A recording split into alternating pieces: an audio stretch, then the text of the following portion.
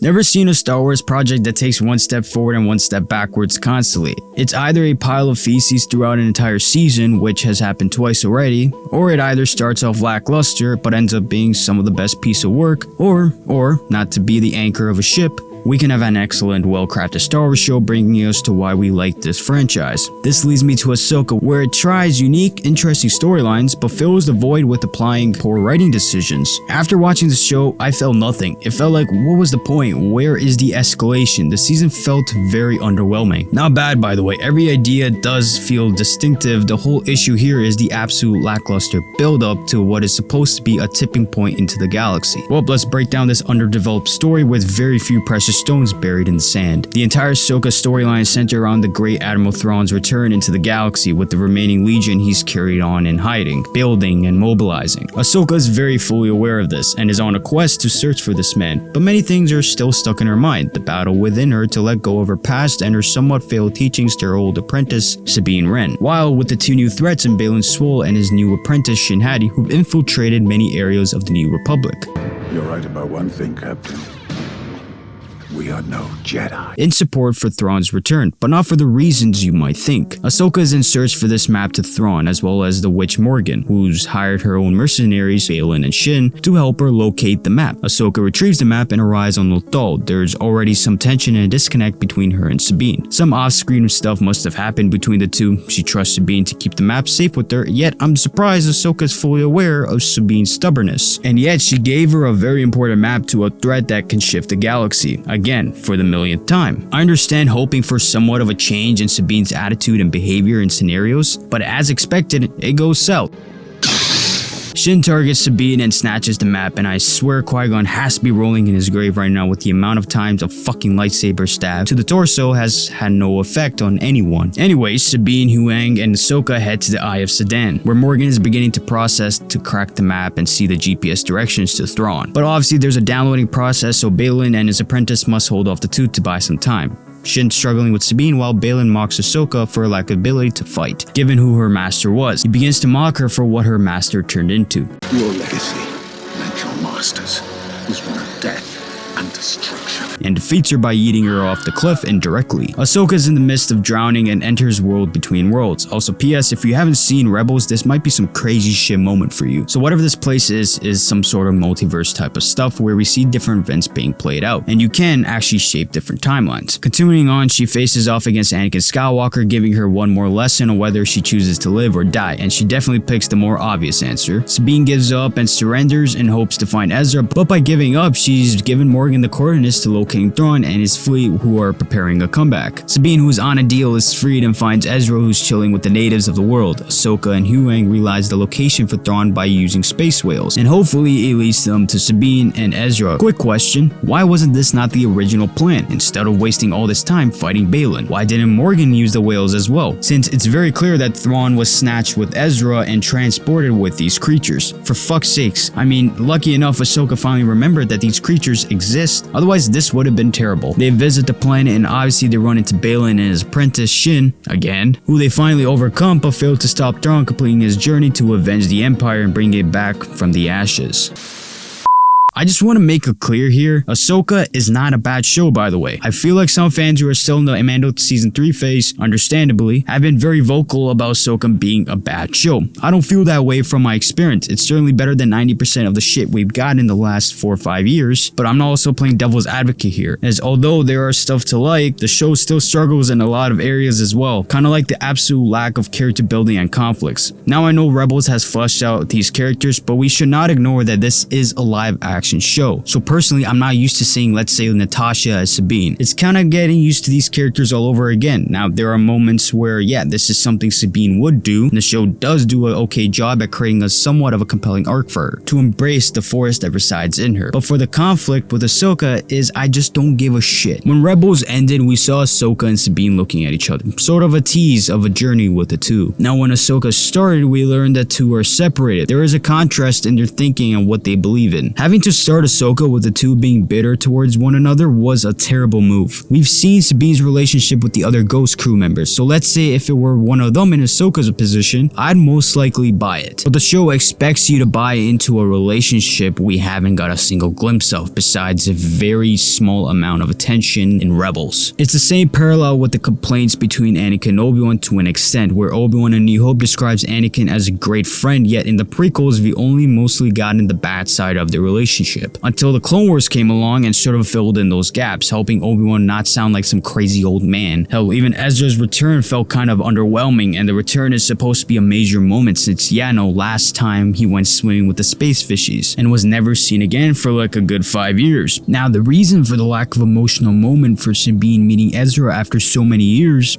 like I said, is because the show did a very poor job of progressing such relationships and moments. On top of that, the story just had a very lacking feel to it with the build up to this very moment. Oh, since we're in the topic of poor development, let's have a look at Thrawn's return, shall we? This is what's all been leading to for Ahsoka and Mandalorian Season 3 somewhat. A very descript build to a villain who's beloved, whether it's the Timothy Zahn books or Star Wars Rebels. Now, I always viewed Thrawn as not of a singular man with a broad vision, but as a more genius strategist who isn't afraid to work in the shadows if necessary. He's a great antagonist to our heroes, not physically, but he's capable of mentally challenging and breaking them. He's probably the best opposition that doesn't have special wizardy powers. Well, in Ahsoka, he's lame. His great return just feels very underwhelming because the story around it felt underwhelming. He is just there, and I'm gonna be honest, if it weren't for Lars Mikkelsen's performance, I would have shut my brain off. I knew I was gonna be very disappointed the moment he started spewing out unnecessary losses bullshit, which is the most villain cliche thing to do. Sir, we lost 20 of our troops. All part of the plan. Sir, we lost the entire army. You see, acceptable losses. Wait, I just don't buy the guy that mostly damaged Hera, who for once fully knew she was a rebel. He was just simply indirectly interrogating her through emotional torture. To defeat an enemy, you must know them. Not simply their battle tactics, but their history. That's who Thrawn is. I don't know if I feel like Dave is using too many cliches to make Thrawn a viable villain, when in reality he's just generic. Thrawn just felt way too loose and jaded, which is completely evident through the poor structured build-up, like I've been saying, towards this big grand reveal and return. Very disappointing. I have minor criticism here and there, like how weak Disney has made the lightsabers. Anyone can seem to survive a straight up beam, which is hot as shit, spearing through someone's torso and coming into work the next day like nothing happened. At this point, someone's head can get chopped off or repaired the next day and I won't be surprised. I mean, yeah, a dark side user where yes, you can make the argument the sheer will and anger to carry on is forcing the pain and wound to not killing you instantly but slowly. But force healing, getting stabbed 3 times in the most exposed areas has made lightsabers into a complete joke. That's how abysmal these weapons have gotten over the years. Also, the show just proves how intentionally dumb the new fucking Republic is. Like, why the hell would you hire those loyal to the Empire into areas which are crucial and can be easily exploited? I mean, further background checks should be in play. It's been written in history how the Republic fell through inside work from a Sith Lord. And now with Thrawn in the midst of returning, you shouldn't be hiring those who worked in the Empire into your Republic. That just seems so fucking stupid. I know given the title, my review seems to be more predominantly negative than a mixed feeling towards the show, but there are aspects I do love about the show. The Anakin Ahsoka moments felt great. It's nice seeing Hayden again. He still kicks ass as Anakin Skywalker. The Force Ghost scene or whatever he is, the show doesn't clearly explain what's going on, but it delves well into Ahsoka's guilt of being responsible for Anakin's downfall and scared of her future self falling into the same legacy as her master of death and destruction. She learned from her past going through various important battles in her life and chose to live, and realizing she can make her own choice instead of living in the shadow of her master. I'm finally getting the picture that Anakin made his choice to turn to the dark side. That right there is far more compelling and good writing compared to the majority of writing in the show. There's always a price to be paid. This is war, Ahsoka. What do you want? You want me to be more serious? I'm teaching you how to lead, how to survive. We're part of a legacy. You're more than that. Because I'm more than that. Is that what this is about? Live, die.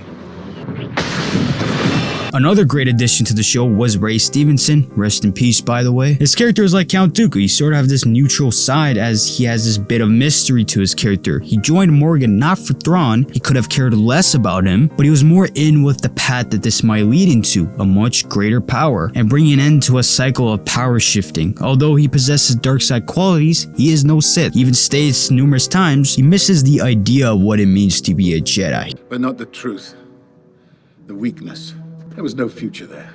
He visits the planet Parida. I think I'm probably butchering a lot of these planets' names. A planet that even the Grey Mothers want to book out of. Clearly the planet possesses some great power that Baylan seeks, but we're not sure what it is. All we can gather are minor hints. Such whatever it is, it'll create a new beginning. A lot of theories are being bestowed around this one character. It shows what great writing and acting can lead to. My best theory is the power that's calling to him is none other than Abeloth, who's the bringer of chaos. Definitely go check out her story. It's in Legends, but I feel like Star Wars might be bringing her back into canon, given the ending Ahsoka left on. Honestly, I'm in a very weird spot with Star Wars. A lot of the post-Revenge of Sith content are mostly good and compelling, yet the post-Return of the Jedi content is a mixed bag or just flat out terrible, cause I already know where it leads to. The show specifically carries interesting story ideas, which would be perfect for post-Return of the Jedi story, but the end result is a legacy shattered by one bad move or multiple in a very incohesive trilogy. Really hard to get excited. I know it's Dave's first attempt at a live-action Star Wars project. I wouldn't give him too much flack for the mostly dull look from the show, but the writing really didn't feel like his. There were moments that did feel like it was Filoni's story, with Baylan's character and the whole interaction between Anakin and Ahsoka, but it really feels like he wasn't trying hard or was on a leash. A lot of fans been throwing darts at this bullshit misconception that because of the sequel trilogy hit, Disney is too scared of trying new things or adding more time into their production and stories when that truly isn't the fucking case. It's the most bullshitted reason, as Andor has already proved otherwise. You can make a Star Wars show filled with rich life, excellent visuals, and compelling characters with actual arcs. As for Ahsoka, it's in the middle ground with Andor and Mandalorian Season 3. It's rushed a lot of progression with character conflicts like Mandalorian Season 3, but excelled at creating many lessons that were being taught and the peculiar feeling through one of the more stronger antagonists in the last 5 years. But it was the finale that unfortunately left me in a sour mood, given how much more of it was like a setup than an actual finale to a season that concludes an oversiding story that was prominent in the season. The show just simply felt like a whole lot of nothing. Anyways, that's it from me. It's not a bad show, like I said, it's just a whatever in my book. So yeah,